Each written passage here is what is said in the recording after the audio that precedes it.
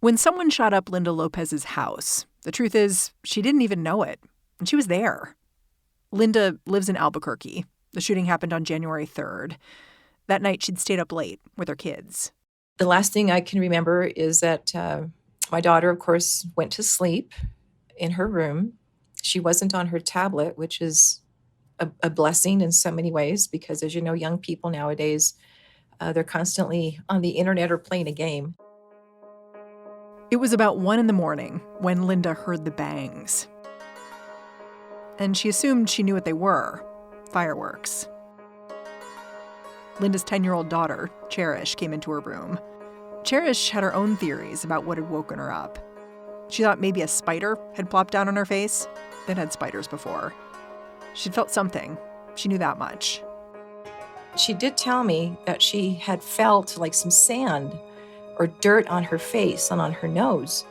And I told her, sweetheart, it could be that maybe mom needs to clean the fan on top of the bed. It's not like I'm the best housekeeper in the world, so I thought maybe that's something that needs to happen. So she goes, okay. Then they went back to sleep.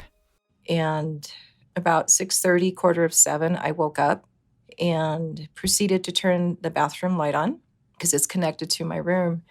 And I looked towards my bed, and on the wall, you could see what had happened. There was a hole in the wall above my bed. And then I looked to the left, and there was a hole through the closet door. I read there were 12 bullet holes in your home? Yes, 12 bullet holes total. When you said, thank God my daughter wasn't on her tablet, is that because she would have been sitting up? She would have been sitting up, which is normally what happens. Her room is right next to mine. And in the trajectory that the bullet had, it could have grazed her head if she had been sitting down. After seeing the damage inside, Linda threw on a robe and slippers, went out front. That's when she saw the garage had been sprayed with bullets, too. So she pulled out her cell phone and called for help. Linda works as a state senator, so she knew how to get the police chief on the line. And within 30 minutes, police were present, and I had to wake up the children because they were still asleep, and I let them know, got to get dressed because we're going to have some officers coming to the home. You've been working in politics for almost 30 years. At what point did it cross your mind that what happened to your house on January 3rd might be politically motivated? I'm starting my 27th year here in the legislature. I've had threats over the years, maybe via email, right? Or maybe somebody will leave a crazy message on my home phone number, the message machine. But it's never risen to this point. But what I will also say, too, though, is when I was speaking to the Chief Medina, he did tell me that morning, I distinctly remember this, he said, well, you're the third one. And I was like, I'm the third one? He goes, yes, 2 of your colleagues, 2 county commissioners, had also had their homes shot up before me. So I was the third one. Today on the show, a series of brazen partisan attacks in New Mexico are making one state senator rethink what it means to work across the aisle. I'm Mary Harris. You're listening to What Next? Stick around.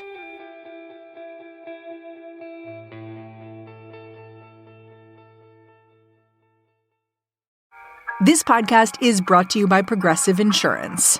Most of you hearing my voice right now are probably multitasking.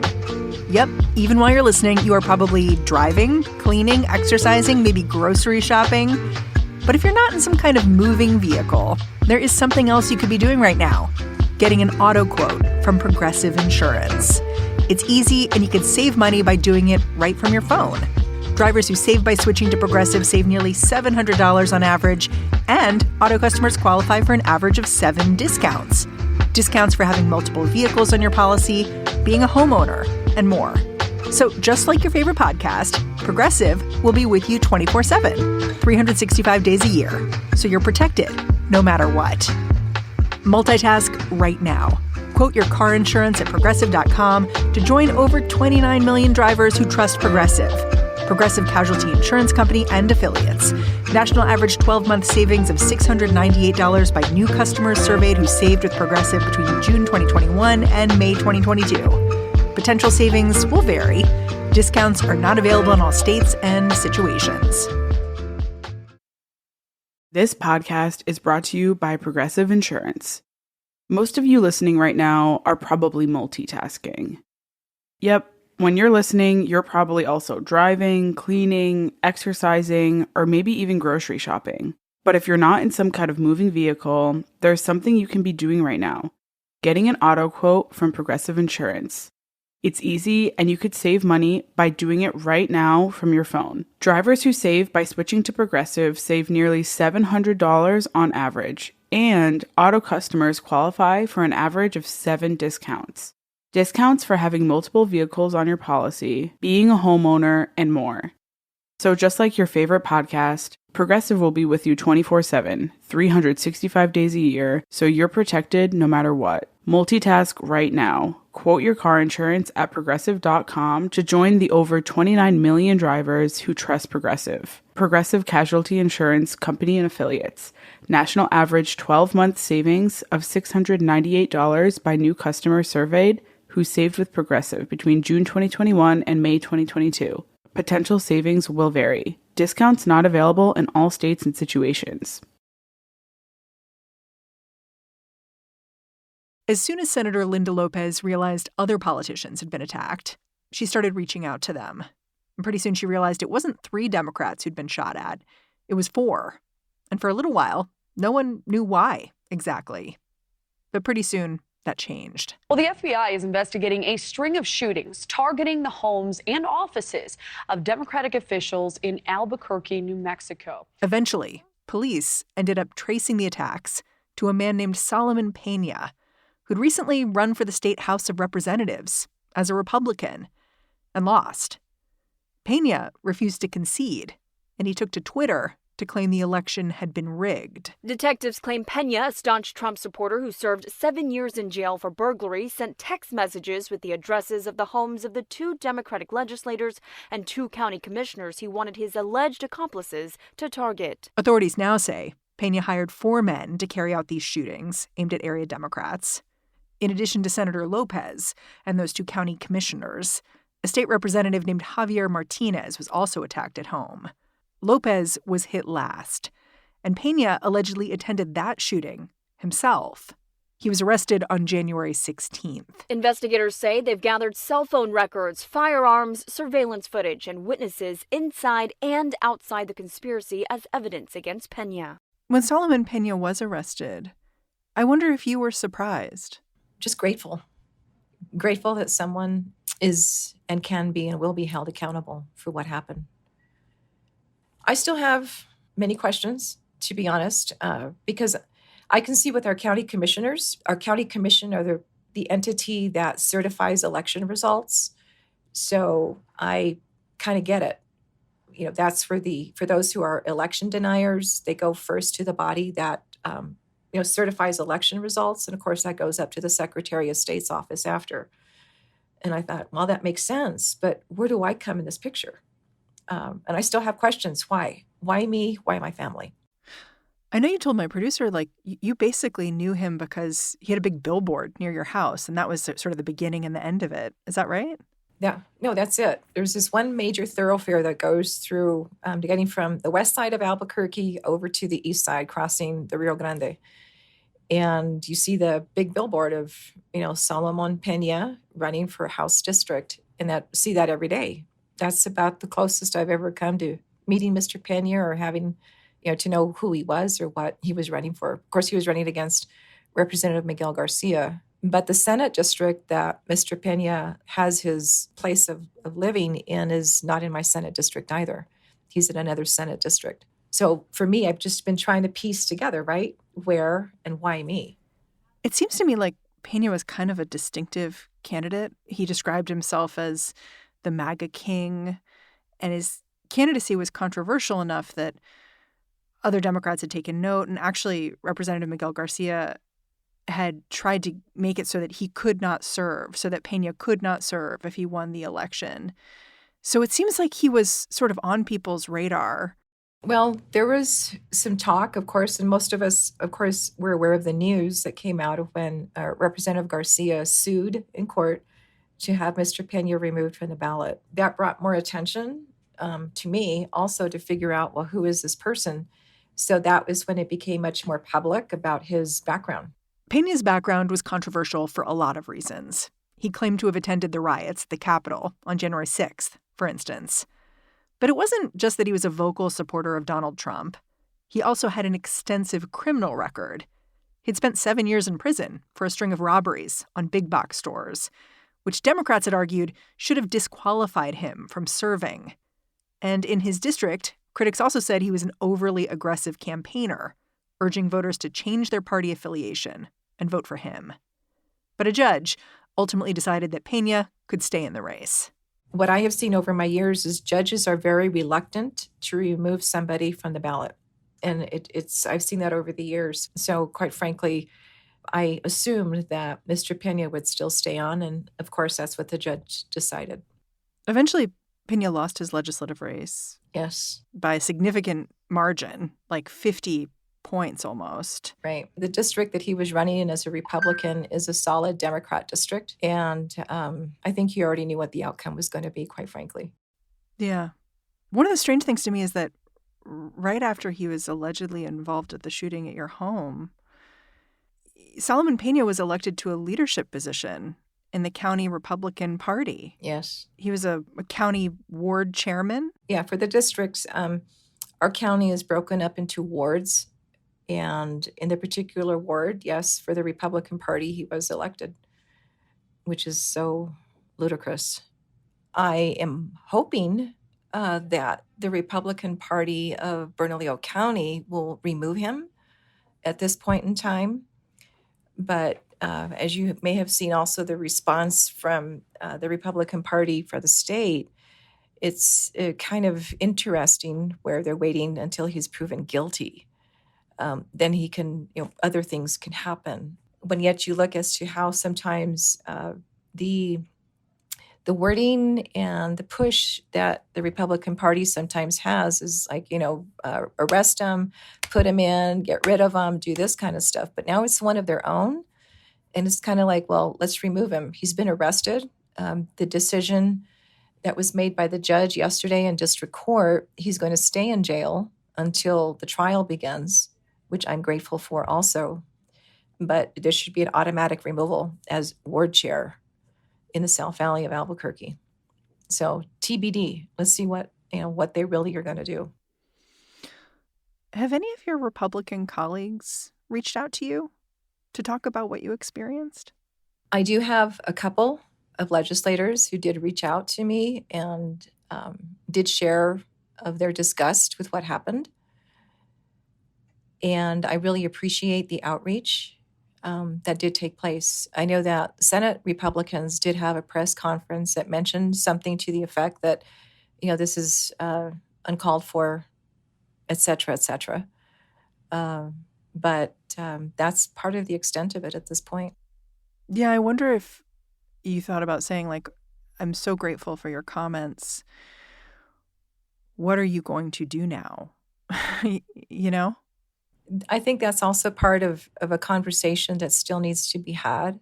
On a national level, this action happened here in New Mexico, yes, but it's happened in other places across the country.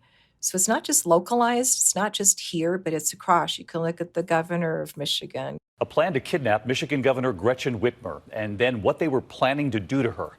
13 suspects arrested, including 7. You can look at our Secretary of State here in New Mexico who's been threatened. Confirmed today, New Mexico Secretary of State Maggie Toulouse-Oliver received threats to her safety through email and phone calls this week. And this is not the first time. She got similar ones. You can look at other secretaries of state, right, who've also been threatened because of this whole issue of election deniers. And that's kind of what happened on January 6th with the insurrection. For me, I just see it as it's a bigger issue across this country. So it's not just localized here in New Mexico, safeguarding our democracy. As I said before to some other folks in conversation, is I'm sworn to uphold the Constitution of the state. I'm also sworn to uphold the Constitution of the United States of America also. And apparently the National Republican Party they got problems. And if the national folks can't take care of it, then what are we going to do at the local level? After the break, how Linda Lopez plans to bring her personal experience to New Mexico's state legislature.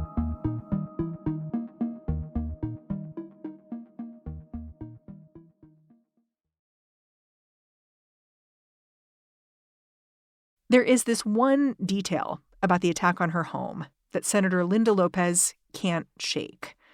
It's about how easy it would have been for things to have gotten much, much worse. Authorities now allege that Solomon Peña himself came to Lopez's home because he thought previous shootings had not been violent enough. He reportedly brought his own automatic weapon.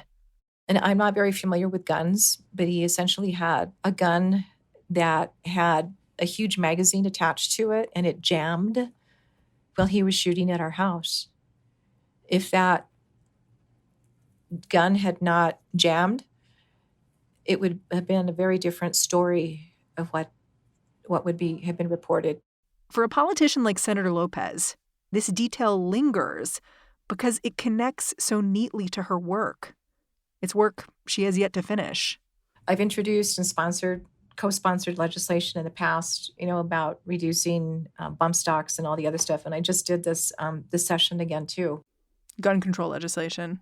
Yeah, I had also promised to do this before this whole incident happened on January 3rd. But we cannot keep going the way we are. It's like an epidemic in this country. We have to come to some point where we can't use and should not be using guns as the end all, as a response.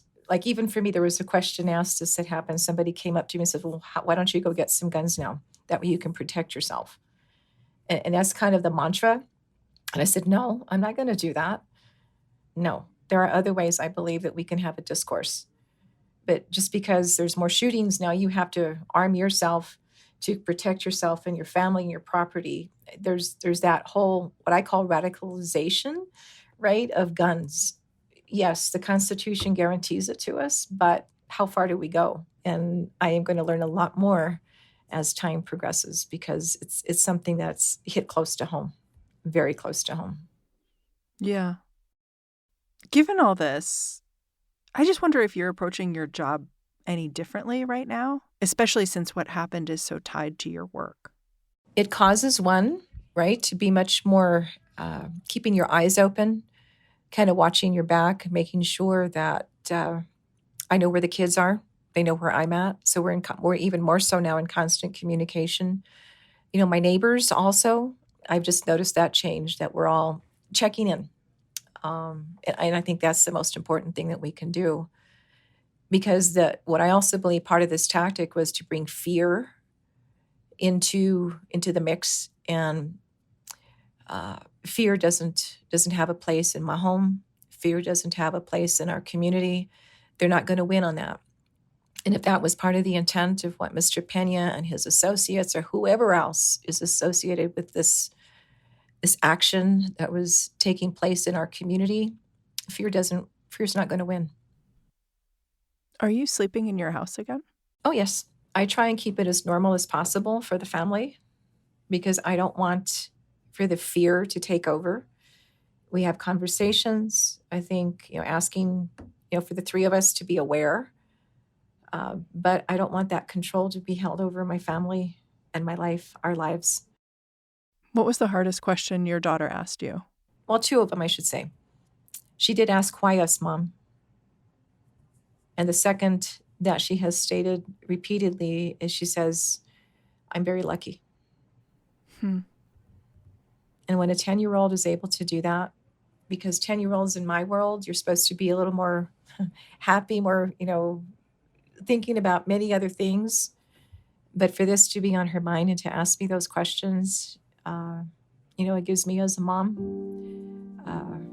trying to find how we work through this. And we're working on it. It's just one day at a time. We're still processing. And it's going to take a while. It's not going to be over tomorrow. It's not going to be over next week. It's going to take time. But we'll get there. We will get there. Senator Lopez, I'm really grateful for your time. Thanks for making it. Oh, I appreciate it. Thank you for this opportunity. Senator Linda Lopez represents New Mexico's District 11 in Albuquerque. And that's our show. What Next is produced by Elena Schwartz, Carmel Delshad, and Madeline Ducharme. We are getting a ton of support right now from Anna Phillips, Jared Downing, and Laura Spencer. We are led by Alicia Montgomery with an assist from Susan Matthews. Ben Richmond leads our podcast operations here at Slate. And I'm Mary Harris. Go track me down on Twitter. I'm at Mary's Desk. Thanks for listening. Catch you tomorrow.